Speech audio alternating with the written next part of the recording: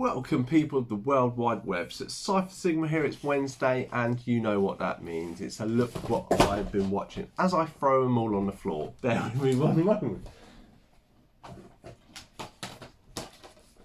Well, that's not a good start to the video. Apologies for that. So we have a big pile of DVDs and Blu-rays that we've been getting through. Even though it feels like I did loads near the weekend and it's been a bit slow the past few days, but anyway, we shall go in reverse order. So the first one is from was a gift if you've been on my other channel. So Robo Fett and the Bounty Bunch, he gifted me some Blu-rays of some animated ones that I've been slowly getting through. So obviously this was the second one I watched because we do it in reverse order. So the last one I watched there. So this is Legends Battle of Realms. So this is the follow-up to the Scorpion one. It's I do like these animation styles, and obviously I think this is from the company who do the DC animated, and I know they're kind of rebooting the DC one, so I hope they keep going with these. But I did really like this story. Obviously it's a bit more about Liu Kang, and kind of his story it starts off with and then goes further on. But yeah, very enjoyable. Glad to have this in there. So the next is a two-parter. So this is a series I've been watching, Eden of the East, and the first movie. So I will warn people in advance, if you want to finish this story, you need both movies. So I should have got the complete set. That's probably cheaper than what I'm going to have to pay, but because the last movie is almost as much as a complete set. Anyway, Eden of the East is basically a computer program like facial recognition and stuff, and kind of like social media all mixed into one.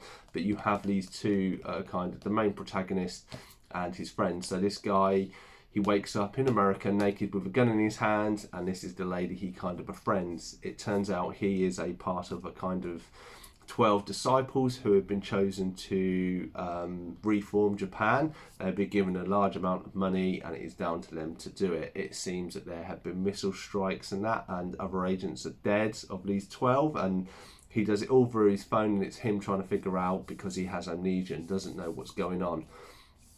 Obviously by the end of the series you get an idea of what actually happened, who a lot of the other callers are, and stuff like this. This then leads you on to the movie, which kind of is finding out who the person behind it all is, but it leaves it very open, and you need the last film to finish it off. And unfortunately I didn't get that because I didn't know that at the time. So if you're going to get this, either get the complete set or get this, and then if you want to get the movies, you need to get both because it leaves it open. They get on a plane and it's really annoying that it's left that way.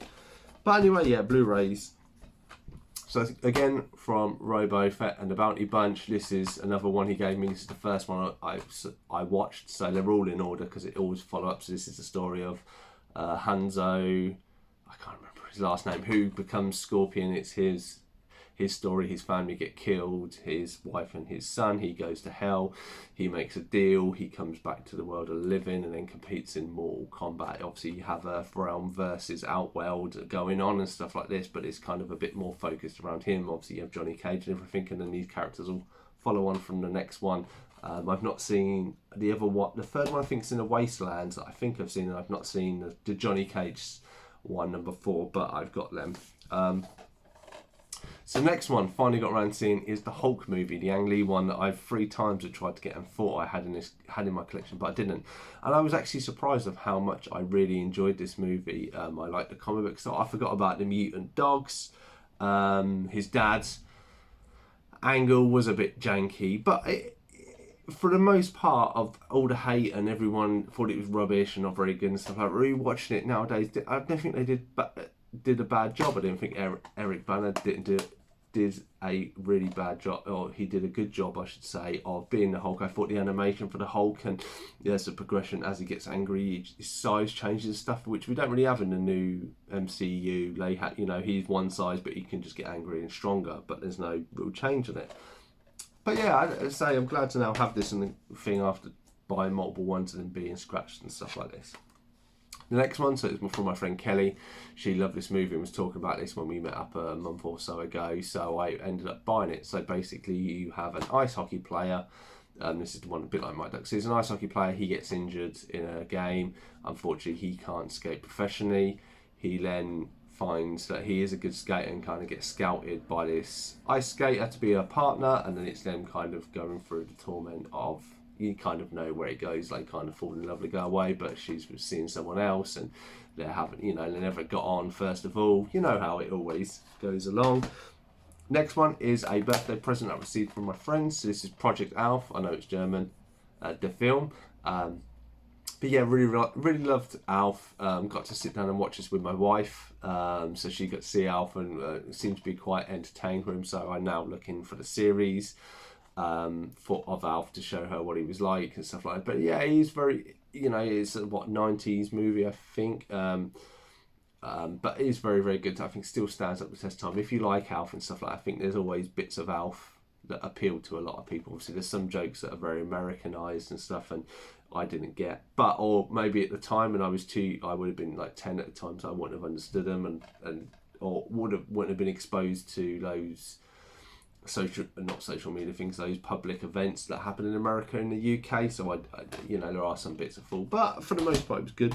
And then the final one is Executive Decision with Kurt Russell. So I always remember the one scene of Steven Seagal getting shot out the back of the F-15. But I do quite like this. Obviously a very early movie for Halle Berry, being in there as one of the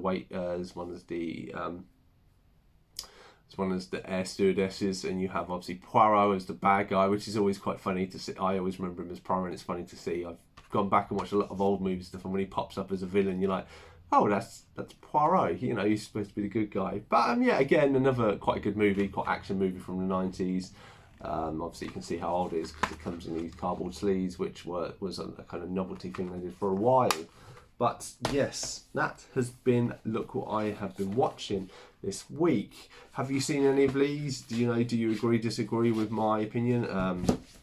Are you like me? Do you watch a very diverse, we have anime, we have action, we have obviously Marvel comic book heroes, we have kind of the love chick flick one. You can see I watch a very